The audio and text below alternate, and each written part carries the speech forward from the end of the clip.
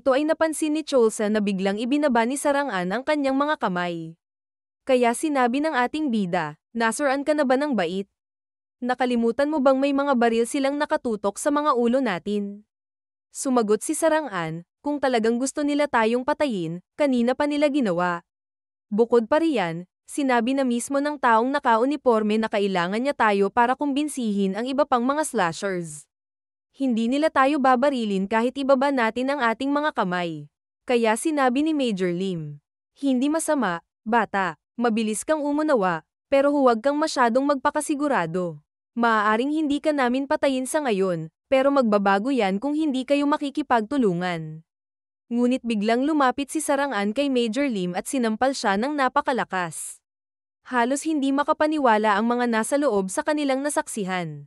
Kasabay nito ay galit na sinabi ni Sarangan, "Kaya ang sinasabi mo, magsasagawa ka ng kudeta at pasasabugin ang nuclear power plant kung mabaigo ka. Baliw ka na ba? Narito kami para lumaban sa mga zombie. Hindi para mamatay kasama ng mga sundalo mo." Biglang nagsalita ang isang sundalo, "Kayo mismo ang nagboluntaryo sa isang misyon kung saan maaari kayong mamatay. Wala namang nagbago sa sitwasyon." Sumagot si Sarangan, "Tama ka, pero ang pinag-uusapan natin ay ang mamatay sa kamay ng mga zombie. Kailan ba namin inireklamo yan? Kailan namin sinabi na natatakot kami? Wala. Alam mo kung bakit? Dahil kami ay mga slasher. Ang trabaho namin ay pumatay ng mga zombie, yan ang dahilan kung bakit ninyo inilagay ang mga sasakyan ng mga slasher sa pinakalabas ng convoy at ginamit kaming panangga. Pinilit ninyong ituloy ang misyon kahit na halos hindi na kami makahinga sa pagod, pero hindi kami nagreklamo. Sinunod namin lahat ng utos ninyo pagdating sa mga zombie. Pero ang bagay na ito, hindi namin problema. Lalong-lalo na kung may kinalaman dito ang Busan, kung saan naroon ang pamilya ko, at ang pakikipaglaban sa pansamantalang gobyerno na namamahala sa lungsod. Hinding-hindi ako sasali sa layunin mo." Nagsalita si Major Lim, "Oo, maaaring mahirap ito sa simula. Maaari nilang isipin na sumali kayo, mga slasher, sa kudeta at bantaan ang inyong mga pamilya. Pero kung hindi kayo sasali at mabaigo ang revolusyon na ito, maaapektuhan ang kaligtasan at kinabukasan ng lahat sa bansang ito. Magdudulot ito ng isang desperadong mundo kung saan tanging ang ilang makapangyarihang awtoridad, ang kanilang mga tauhan, at mga kasangkapan nilang slasher ang makakaligtas." Kaya nagsalita si Sarangan, "Paano ka naman nakasisigurado dyan? Baka guni-guni mo lang yan." Biglang tinawag ni Major Lim si Sorry Chong. Kasabay nito ay pabulong na sinabi ni Sorry Chong, "Sa tingin ko, hindi mo na kailangang ibahagi ito sa kanila, sir. Alam kong nasa gitna tayo ng isang revolusyon, pero hindi natin maaaring ipamahagi ang mga lihim militar sa mga sibilyan." Makikita si Major Lim na may hawak na isang libro at agad niya itong iniabot kay Sarangan.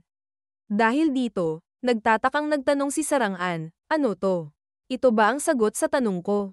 Ngunit biglang kinuha ito ni Jingu Park at makikita ang pamagat ng libro, isang dokumentong may tatak na Military Top Secret Confidential.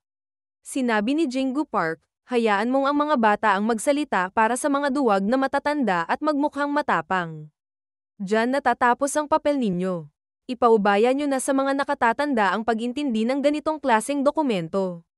Kasabay nito ay nagsalita si Pedro Cho, "Hindi mo ba ito babasahin kasama namin, kapatid sa pananampalataya? Mukhang mahalaga ito kaya dapat natin itong basahin ng sabay-sabay." Nagsalita rin si Cholsa, "Ako. Halos hindi nga ako marunong magbasa, kaya kayo na lang." Kasabay nito, makikita na binabasa na ng grupo ni Cholsa ang nilalaman ng libro, habang si Major Lim ay tahimik na nag-aabang sa kanila. Lumipas ang ilang sandali, at makikita na natapos na nila ang pagbabasa. Makikita ang dalawa na tila hindi makapagsalita dahil sa kanilang mga nalaman. Kaya nagsalita si Cholsa, "Ano yan? Bakit parang natigilan kayong lahat? Sabihin nyo na kung tapos na kayo sa pagbabasa para makisabay naman kami sa gulat nyo." Habang makikita si Cholsa na may pangaasar pa sa mukha habang nakatingin kay Sarangan at sinabi, "Sigurado akong curious ka lang din, bata. Wala namang paraan na nakapag-aral ka." Naiinis na sumagot si Sarangan, "Tama ka, hindi ako nakapag-aral. Pero hindi ibig sabihin na kasing tanga mo ako. Pero kahit papaano, tama yung sinabi ng engot na to. Tigilan nyo na ang pagpapabitin at sabihin nyo na." Nagsalita si Pedro Cho, Ayon sa ulat, unti-unting nawawalan ng kapangyarihan ang bansang ito. Ang tanging nagpapanatili sa pagkakaisa ng bansa ay ang mga supply na nagawa at naimbak bago lumala ang sitwasyon sa mundo. Pero ayon sa ulat, malapit na rin tayong maubusan ng mga supply na iyon. Kaya sinabi ni Cholsa, malaking bagay ba yan? Hindi naman yan kailanman nagkaroon ng epekto. Nagsalita rin si Sarang-an, sang-ayon ako. Nagsalita si Jingu Park, para sa mga taong matagal nang namuhay sa kahirapan, maaaring hindi nila maramdaman ang malaking pagbabago. Pero ang dahilan kung bakit hindi tuluyang nawala ang mga reserbang pagkain at kagamitan ay dahil sa mga naimbak na supply na patuloy na umiikot sa merkado, nagbibigay man lang ng kaunting makakain sa mga tao. Pero kung tuluyang hihinto ang daloy nito, mauuwi ito sa kaguluhan. Ang mga mahihirap at walang kapangyarihan ay mga tao rin, may kakayahang makaramdam ng gutom at takot. Kasabay nito ay nagsalita si Major Lim, kung yun lang ang dahilan, kami mga sundalo, maaari naming tiisin ito. Biglang sinabi ni Jingu Park, may iba pang dahilan. Bukod pa riyan, kailangan ninyong isaalang-alang ang bilis ng pagkaubos ng mga bala at armas. Ayon sa datos, malapit na tayong umabot sa pinakamababang limitasyon. Kaya nagtanong si Cholsa, ano ang ibig sabihin ng limitasyon? Sumagot si Jingu Park, kapag bumaba ang bilang ng mga ito sa puntong iyon, magiging ganap ng imposibleng maibalik ang bansa sa dati nitong kalagayan. Maaari rin itong tumukoy sa pinakamababang dami ng supply na kinakailangan upang makaalis tayo sa Busan. Nagsalita si Pedro Cho, sa madaling sabi, may 100% posibilidad na tuluyang babagsak ang Korea kapag bumaba ang bilang na iyon sa limitasyon. Ayon sa estadistika sa ulat, ang natitirang panahon bago natin marating ang puntong iyon ay humigit kumulang 1 buwan. Nagulat ang dalawa sa kanilang narinig. Kaya naisip ni Jingu Park, ang tagal ninyong mag-react. Muling nagsalita si Major Lim, sa madaling salita, hindi ko ito ginagawa dahil lang sa paghihiganti o biglaang pagbabago ng isip. Ngayon na alam na ninyo ang katotohanan, mas nakakumbinsi na ba kayong sumali sa aming adhikain? Ilang oras ang lumipas, makikita ang 4 na nagkaroon ng isang pagpupulong sa labas. Nagsalita si Jingu Park, sumang-ayon na lang muna tayo. Mapapatay lang tayo kung tatanggihan natin sila. At kung nabasa ninyo ang ulat, may punto rin naman si Major Lim. Sumagot si Sarang-an, hindi ako sang-ayon. Hindi ko kailanman pinasok ang ganitong sitwasyon. Nagsalita si Pedro Cho, ibig mong sabihin, mas gugustuhin mo pang mamatay ng walang dahilan. Bago pa sana makapagsalita muli si Sarang-an, biglang nagsalita si Pedro Cho, sa totoo lang, sa tingin ko dapat tayong sumali sa kanila. Noong nakatira pa ako sa loob ng mga pader, hindi ko naisip na ganito na pala kawasak ang mundo. Biglang tinawag ni Sarang-an si Cholsa at nagtanong, ikaw, ano sa tingin mo? Sumagot si Cholsa, baka nagkakamali ako sa pagtingin sa sitwasyong ito, pero hindi naman natin kailangang sumali sa kanila o tanggihan sila ng direkta. Nagtaka ang kanyang mga kasamahan sa kanyang sinabi. Muling nagsalita si Cholsa. Ang dahilan kung bakit ganoon na lang ang pagsisikap ni Major Lim ay para maiwasan ang pinakamalalang sitwasyon, ang magkaroon ng mga kaaway sa loob mismo ng kampo. Tama. Kung ganoon, maaari tayong magkaroon ng kasunduan sa halip. Sa ganitong paraan, hindi natin kailangang maging mga rebelde o mapapatay. Sumagot si Sarang-an, ano bang kalokohan yan? Subalit namangha si Jingu Park sa sinabi ng ating bida at pinuri pa siya sa pagiging matalino, habang si Sarang-an naman ay halatang naguguluhan sa sitwasyon. Sa kabilang dako, sa ilalim ng Ministry of Defense, makikita si Dokchal na seryoso sa loob ng interrogation chamber. Sa sandaling iyon, biglang bumukas ang pintuan at pumasok ang isang sundalo na may dalang inumin. Habang inilalapag ang baso, agad niyang sinindihan ang kanyang sigarilyo at nagsalita, gusto kang palayain ng mga nakatataas. Sumagot si Dokchal, kaya pala mabait ka sa akin ngayon. Sige, ipapakiusap ko na lang na huwag ka nilang patayin. Baka mapalipat ka lang sa isang mababang posisyon. Habang tinatanggal ng sundalo ang kanyang posas, sinabi nito, pero may isang kondisyon. Kaya tinanong ni Dokchal, ano iyon? Sumagot ang sundalo, pupunta ka sa Uljan at papatayin mo si Major Guang Taklim. Nagulat si Dokchal sa narinig. Kaya sinabi niya, pumunta sa Uljan para kay Major Lim. Hindi ko alam kung anong nangyayari sa Ministry of Defense, pero hindi ko magagawa iyon mag-isa. Biglang sumagot ang sundalo, kung ganoon, hindi ka namin maaaring pakawalan. Ngunit biglang nagsalita si Dokchel. Isang tao. Nagtaka ang sundalo sa kanyang sinabi. Dinagdag pa ni Dokchel, kailangan ko lang ng isa pang tao. Kaya nagtanong ang sundalo, sino ang tinutukoy mo? Sumagot si Dokchel, kailangan ko ng isa pang Class A slasher. Alam mo namang hindi basta-basta si Major Lim pagdating sa karanasan. Hindi lang siya isang sundalo, kundi isa ring slasher na may malawak na karanasan. Bukod pa roon, armado siya ng modernong sandata. Kaya hindi pwedeng tulad ko lang ang haharap sa kanya ng mag-isa. Sumagot ang sundalo, kung ganoon, ano ang gusto mong mangyari? Sinabi ni Dokchel, ako ang sisigat sa kalahati ng bayad para kumuha ng isa pang slasher loan. Maaari bang mag-request ang Ministry of Defense ng isang slasher para sa akin? Alam mo, kung may isang bagay na mas marami kaming mga tulad ko kaysa sa mga sundalo, iyon ay ang pera. Sa kabilang dako, sa Choi and Jang Slasher Company, sinabi ni Secretary Park kay Jaeyoung. Ma'am, nakatanggap tayo ng tawag mula sa hotline ng Ministry of Defense. Kaya sinabi ni Jaeyoung, ang ministry. Hindi ba kasalukuyang nasa Uljan operation sila? Nagpadala pa tayo ng tao roon, yung si Shovel Guy. Sumagot si Secretary Park, oo, sinabi ko rin sa kanila iyon. Pero humiling sila ng panibagong slasher loan nang hindi nagbibigay ng anumang detalye. Kaya nagtanong si Jaeyoung, anong class ang hinahanap nila? Sumagot si Secretary Park, Class A, ma'am. Isa lang sa dalawa ang maaari nilang gusto, si Chil Sam Kim o si Chorong Lee. Habang nasa isang pagpupulong ang grupo ni Major Lim, biglang may kumatok sa pinto. Bumukas ito, at tumambad si Cholsa na nagsabi, kailangan nating mag-usap. Sa isang flashback, sinabi ni Cholsa, ano? Bakit ako ang kakausap sa kanila? Ako ang nakaisip ng ideya, kaya gawin nyo na ang trabaho nyo at ayusin ang mga detalye. Kayo naman ang matatalino rito. At si Mer, Holy Pants, dito ang mahusay magsalita. Habang nagsalita si Pedro Cho, huwag mo naman akong tawaging ganun. Sumagot si Jinggu Park, kaya kung ayusin ang mga detalye ng negosasyon para sa'yo, pero ikaw ang kailangang makipag-usap sa kanila. Kaya nagtanong si Cholsa, bakit ako? Sumagot si Jinggu Park, dahil iba ang tingin sa'yo ni Major Lim kumpara sa amin. Mukhang gusto kanya o nakaka-relate siya sa'yo sa kung anong paraan. Dito ay ipinakita kung paano iniisip ni Major Lim si Cholsa. At sa lahat, ang pinakamagaling ay malinaw na ang Shovel Guy. Mukhang magaling pa rin ako sa pagkilala ng talento. Kaya naisip ni Cholsa, talaga ba? Sa pagpapatuloy, sinabi pa ni Jinggu Park, at malinaw rin sa pakikitungo mo sa mga kasamahan mo, sa kung anong paraan, napaparamdam mo sa kanila ang tiwala at pakikisama. Sumagot si Sarangan, tama. Tigilan mo na ang reklamo at umasta ka na parang isang matanda. Ang galing mo rin namang mangumbinsi noong nag-usap tayo.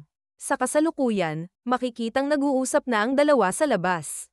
Ipinaliwanag na ang mungkahi ni Cholsa Kim ay simple, dahil alam naman nating imposible na sobrang tanga niya, kaya tinulungan siya ni Jinggu Park at ipinaabot ang mga kondisyon kay Major Lim. Una, ang mga slasher ay hindi saklaw ng utos ni Major Lim at hindi maaaring tratuhin bilang mga sundalo. Pangalawa, ang mga slasher ay mananatiling walang kinikilingan sa lahat ng pagkakataon at hindi papanig sa anumang panig. Pangatlo, ang tungkulin ng mga slasher ay protektahan ng mga sundalo mula sa mga zombie habang bumabalik sila sa Busan kapag natapos na ang lahat. Kaya sinabi ni Cholsa, mga sibilyan kami, pero nauunawaan namin na ginagawa mo ito para sa tamang dahilan. Sana ay maunawaan mo rin ang panig namin. Dito ay napangiti na lang si Major Lim sa kanyang narinig. Sa huli, pumayag siya sa kasunduan at sinabi, gusto ko sanang lumaban kayo sa tabi ko laban sa ibang bagay bukod sa mga zombie, pero mukhang masyado akong naging makasarili. Sisikapin kong hindi kayo madamay sa labanan laban sa Busan. Bago umalis si Major Lim, idinagdag pa niya, pero ang mga slasher ang magbabantay tuwing gabi. Tulad ng sinabi ng batang yun, trabaho nyo ang lumaban sa mga zombie. Ang tinutukoy niya ay si Sarangan. Kaya napabulong si Cholsa sa kanyang sarili, ang babaw naman ang dahilan. Sigurado akong gusto lang niyang makatulog ng mahimbing sa gabi. Pero ayos lang, nakuha naman namin ang gusto namin. Kasabay nito, Ipinaliwanag na idineklara ng mga slasher ang kanilang paninindigan, habang ang mga sundalong kasali sa rebelyon sa Uljan ay nagsimulang maghanda para sa matagalang laban. Una, sinimulan nilang gawin ang pinakamababang antas ng pagkukumpuni sa kanilang hino-stage na Uljan Nuclear Power Plant upang maiwasang mag-overload ito nang hindi inaasahan sa gitna ng kudeta. Dito, isang sundalo ang nagpaalala sa mga manggagawa, gawin nyo lang ang pinakakailangan. Huwag kayong gumawa ng kahit anong labis na maaaring magdulot ng hinala. Habang nagpapatuloy ang paliwanag, ang mga sundalong pumasok sa loob ng mga reaktor kasama ang mga engineers ay naglagay rin ng mga pampasabog sa iba't ibang bahagi ng planta bilang isang pangseguridad na hakbang. Kasabay nito, sinimulan din nilang magtayo ng mga depensibong posisyon sa mga bakanteng lote sa paligid ng pasilidad upang maayos na may pwesto ang kanilang malaking bilang ng puwersa. Sa halip na isang agresibo o direktang paglusob, ang kauna-unahang depensibong kudeta sa kasaysayan ng Korea ay nagaganap. Kasabay nito, sinabi ni Major Lim, tandaan ang sinabi ko at gumawa ng mga pagbabago sa plano ng operasyon kung ayaw ninyong mamatay ng walang saysay ang ating mga sundalo. Sumagot si Sory Chung, opo, ipapaabot ko ang inyong utos. Magaling, gawin mo na at bumalik agad para magulat, sagot ni Major Lim. Subalit nagtanong si Sory Chung, Sir, maaari po ba akong magtanong? Sa tingin niyo po ba ay totoong aatake ang mga awtoridad sa Busan? Babalewalain ba nila ang ating banta na pasabugin ang planta at ilalagay ang lahat sa isang ganap na digmaan? Saglit na tumahimik si Major Lim bago sumagot, natatakot ka ba? Nagtaka si Sory Chung sa sinabi ng opisyal. Nagpatuloy si Major Lim, wala kang naging problema sa pagpatay ng libu-libong zombie, pero natatakot kang lumaban sa mga tao. Hindi agad nakasagot si Sory Chung, kaya muling nagsalita si Major Lim, huwag kang matakot. Bulok na ang utak nila, kaya wala rin silang pinagkaiba sa mga zombie. Tinanong mo ako kung aatake sila kahit may banta tayong pasabugin ang planta. Ang sagot ko dyan, oo. Tulad ng sinabi ko, hindi sila nag-iisip ng maayos dahil bulok na hanggang kaibuturan ang kanilang mga utak. Kaya maghanda ka. Siguradong darating sila. Sa kabilang banda, makikita ang runway ng Busan Air Base kung saan abala ang mga sundalo sa kanilang paghahanda para sa operasyon. Sa malayo, makikita si Dokchul kasama ang kanyang operator. Napatingin si Dokchul sa madilim na ulap at napabulong, ano ba naman tong panahon na to? Masamang palatandaan ba to? Sumagot ang operator, sinadya ng ministry na gawin ang operasyon sa maulan na araw. Mas madali nating masusorpresa ang kalaban dahil wala silang radar. Nagtanong si Dokchul, at paano naman yung isang slasher na hiniling natin? Biglang dumating ang isang sasakyan, at kasabay nito ay agad na binuksan ng operator ang pinto sa passenger seat. Habang nagsasalita si Dokchul, may masamang kutob na ako noong ayaw nilang sabihin kung sino pa ang isang slasher. Bumaba mula sa sasakyan si Chil Sam Kim at tinitigan si Dokchul bago nagsalita, ikaw pala yan. Kupal ka. Nakangiting sinabi ni Dokchul, wala akong pakialam kahit ano pa ang itawag mo sakin, dahil pakiramdam ko ang ganda ng araw na to. Alam kong kaya mong lumunin ng buhay ang makong na yun, tanda. Sumagot si Chil Sam Kim, nakakainis ka talaga. Biglang lumapit ang isang opisyal at magalang na bumati sa kanila. Agad itong nagpakilala, ako si Lieutenant Colonel Chang Song-jo, ang commander ng operasyong ito mula sa Ministry of Defense. Idinugtong pa niya, umaasa akong magiging matagumpay ang operasyong ito dahil wala tayong gaanong oras. Kaya pakinggan nyo ang plano. Tulad ng alam nyo, isa itong surprise attack.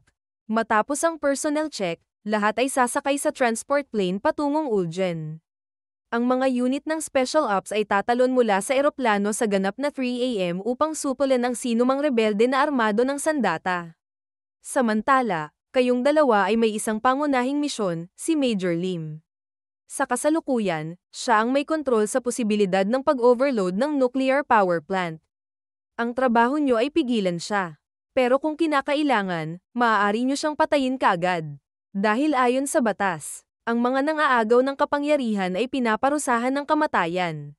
Sumagot si Chil Sam Kim, binasa ko ang mga ulat habang papunta rito at inalam ang sitwasyon, mula sa pagrerebelde ng mga sundalo, pananakop ng pasilidad, hanggang sa pagkidnap. Pero paano naman ang mga civilian slashers na hindi nagtatrabaho para sa Ministry of Defense? Mabilis na tumugon si Chang Songjo, hindi sila kakasuhan ng anumang krimen hanggat makikipagtulungan sila sa amin. Pero kung papanig sila kay Major Lim, ituturing silang kasabwat sa pagtatangkang pabagsakin ng gobyerno. Tumingin siya kay Chilsam at idinugtong, alam kong nag-aalala ka para sa mga slasher na nagtatrabaho sa kumpanya mo at sa iba pang mga kakilala mo.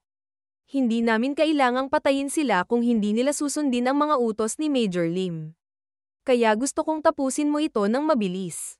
Ikaw ang inaasahan ko. Mukhang handa na ang lahat. Simulan na natin ang operasyon. Sumakay na kayo sa eroplano. Ilang oras ang lumipas. Isang malakas na alarmang umalingaw-ngaw sa eroplano habang paulit-ulit na sinasabi ng piloto. Approaching drop zone. Biglang bumukas ang pinto ng eroplanong pandigma, at walang pag-aalinlangan, isa-isang tumalon ang napakaraming sundalo. Mula sa paliwanag, ang misyon ng Ministry of Defense upang mabawi ang Uljon ay opisyal ng sinimulan. Kasabay nito, nagbigay ng utos si Major Lim sa kanyang mga tauhan at sinabi, paputukin ang mga flares. Walang pag-aalinlangan, agad na sinunod ng kanyang mga tauhan ang utos. Habang pataas ng pataas ang mga signal flare, unti-unting lumitaw sa dilim ang mga sundalo ng Ministry of Defense. Sa ibaba naman, kitang-kita na handa na ang mga sundalo ni Major Lim sa pagsalakay. Habang nakangisi, mahina niyang binulong, mukhang may Swiss cheese tayo ngayong gabi. Sa isang iglap, agad na pinaulanan ng bala ng grupo ni Major Lim ang mga sundalong bumababa mula sa eroplano, hindi hinayaang magkaroon ng ligtas na paglapag sa kanilang teritoryo. Isa-isang tinamaan ang mga sundalo ng Ministry of Defense. Ang ilan ay diretsyong tinadtad ng bala sa ere, habang ang iba naman ay nawalan ng pagkakataong lumapag ng ligtas matapos mabutas ang kanilang mga parachute, kasabay ng malupit nilang pagbagsak mula sa himpapawid. Samantala, ang iba pang sundalo ay patuloy na gumaganti ng putok habang bumababa, pilit na pinipilit na makabawi kahit na nasa kritikal na posisyon. Pinapanood ito ni Major Lim mula sa ibaba habang sinasabi, nakakatawa. Sa tingin ba nila may matatamaan sila habang pabagsak sa ere? Talaga bang iniisip nilang makakatama sila sa pamamagitan ng basta-bastang pagpapaputok? Samantala, sa panig ng Ministry of Defense, isang sundalo ang nagsabi, para tayong diretso sa isang katayan. Paano nila nalaman na paparating tayo? Habang pinagmamasdan ito ni Major Lim, malamang, yan din ang iniisip nyo ngayon. Pero halata naman, hindi lahat ng tao sa Ministry of Defense ay puro corrupt tulad nyo. Baka hindi sila naglakas loob na gumawa ng hakbang. Pero may ilan sa kanila ang matagal nang naghihintay ng tamang pagkakataon para ituro ang kasalanan ng ministry. Sa isang flashback sa abandonadong tulay, lumabas ang isang tauhan. Sa seryosong tono, ginagawa mo ang isang dakilang serbisyo para sa bansang ito. Hindi ko alam kung paano kita mapasasalamatan. Sumagot ang isang lalaki, sana magtagumpay kayo. Hindi lang ako ang naniniwalang kailangang magbago ang bansang ito. Ipagbigay alam mo kung may kailangan pa silang tulong. Mula sa tagpong ito, makikitang nakatanggap si Major Lim ng isang lihim na sulat. Habang binabasa ito, nagbigay ng utos. Taos-puso akong nagpapasalamat sa ating mga impormante. Tipunin ang lahat ng nakaranas ng gumamit ng tunay na bala sa labanan. Gusto ko silang makita, at gusto kong nasa ilalim sila ng aking utos. Habang patuloy ang pagbuhos ng ulan, sinabi ni Major Lim sa radyo, nagawa na nating harapin ang karamihan sa mga paratrooper. Simulan ninyong tipirin ang mga bala mula ngayon at panatilihin ang depensa sa harapan. Ang supply ng armas at kagamitan ang pinakamahalaga sa anumang labanan. At isa pa, bilangin ang mga patay na paratrooper kapag bumagsak na ang kanilang mga katawan sa lupa at iulat ito sa akin. Agad namang sumunod ang isa sa kanyang tauhan. Samantala, sa hindi kalayuan, isang figure ang nagmamasid sa base ni Major Lim, isang sundalo mula sa Ministry of Defense. Kasabay nito, agad siyang nagbigay ng ulat kay Chang Songjo. Tama kayo, sir. Nakatuon ang lahat ng putok nila sa pagharang sa mga paratrooper. Mukhang hindi nila napapansin na napalilibutan na natin sila. Sumagot si Chang Songjo. Mabuti. Gumana ang plano, kahit na kailangan nating magbuwis ng maraming buhay. Nagtanong ang sundalo, ang galing, sir. Paano ninyo nalaman na alam ni Major Lim ang tungkol sa airdrop?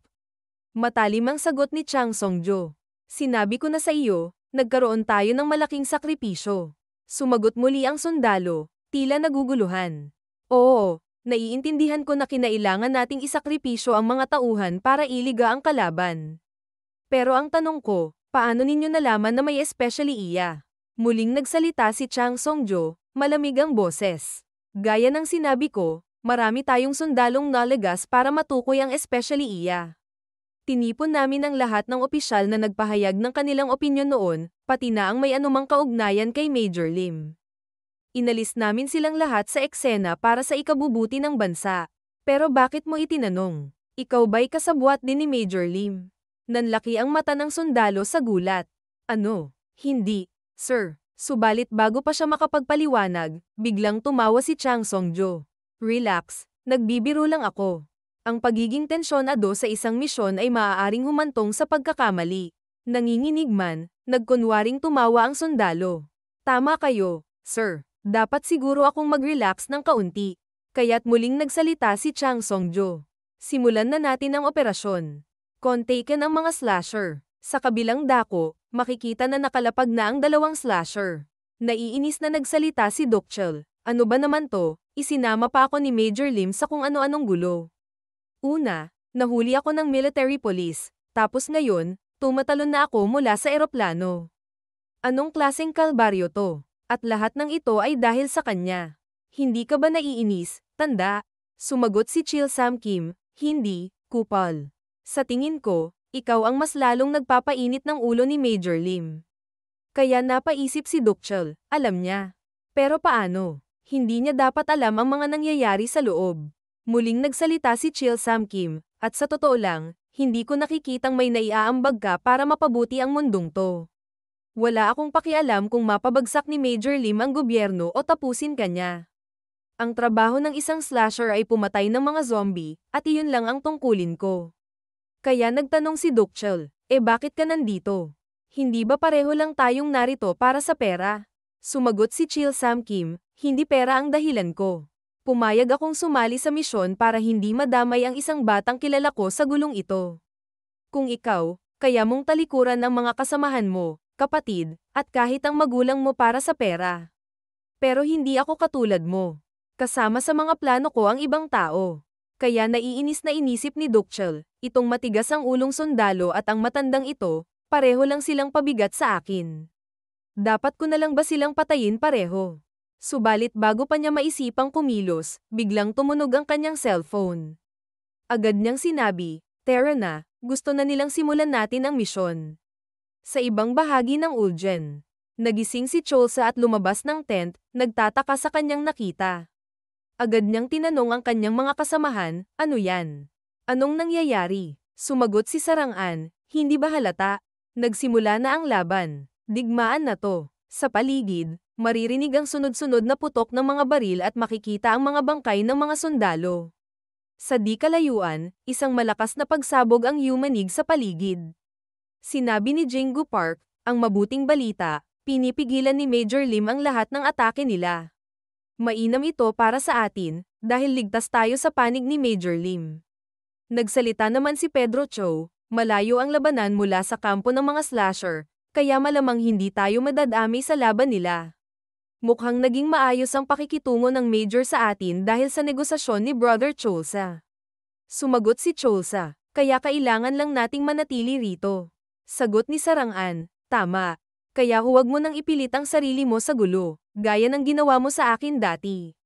Hindi mo kalaban ang mga zombie ngayon.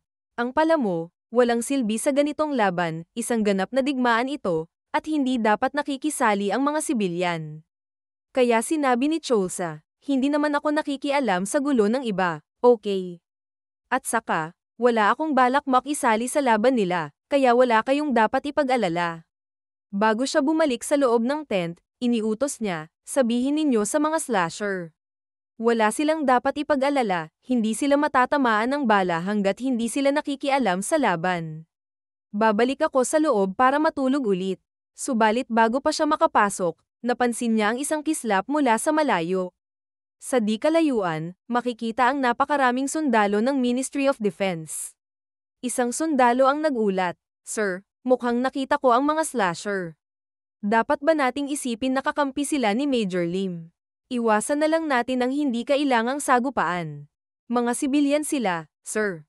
Sumagot ang kanilang leader. Tama ka, mga sibilyan ang mga slasher.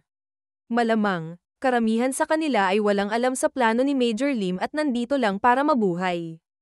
Isang sundalo ang nagtanong, kung ganun, lilihis na lang ba tayo? Ngunit bago pa niya matapos ang kanyang sasabihin, sumagot ang kanilang leader, pero paano kung nakuha na sila ni Major Lim? Paano kung umatake sila mula sa likuran natin habang nakikipaglaban tayo sa puwersa ni Major Lim? Baka tayo ang unang unit sa kasaysayan na nalipol ng mga sibilyan, yun lang ang maaalala tungkol sa atin. Naglakbay ba tayo hanggang Uljan para madungisan ang pangalan natin ng kahihiyan? Kaya agad niyang iniutos sa kanyang mga tauhan, alisin ang anumang posibleng banta. Yan ang unang prioridad ng kahit anong misyon. Sigurado akong tutulong sa atin ang Lieutenant Colonel kung may mangyaring hindi inaasahan. Sa sandaling kalabitin ng sundalo ang gatilyo, isang malakas na putok ang yumanig sa paligid. Nagtaka si Sarangan at naisip, putok ng baril ba yun? Agad niyang nilapitan ang ating bida at nagtanong. Narinig mo rin ba yun? Ngunit nagtaka siya nang hindi ito sumagot. Sa kanyang pagkabigla, doon niya napansin, tinamaan si Cholsa. Kaya kinabahan si Sarangan, hindi makapaniwala sa kanyang nakita. Habang pinipilit pang magsalita, at mahina sinabi ni Cholsa, ano ba yan, kakasabi ko lang na hindi tayo matatamaan hanggat hindi tayo nakikialam. Nanghihina na ang kanyang boses, at bago tuluyang mawalan ng malay, napabulong pa siya, ang gulo nito. Kaya tumakbo ang mga kasamahan ng ating bida habang makikita na bumagsak na siya.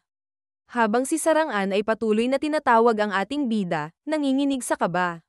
Ngunit bago pa sila makakilos, biglang nagsalita si Jingu Park, sandali lang. Doon nila napansin ang mga sundalong naglabasan mula sa kanilang pinagkukutaan sa malayo. At bago pa sila makapaghanda, pinaulanan ng bala ang grupo ni Cholsa, isang walang habas na pag-atake.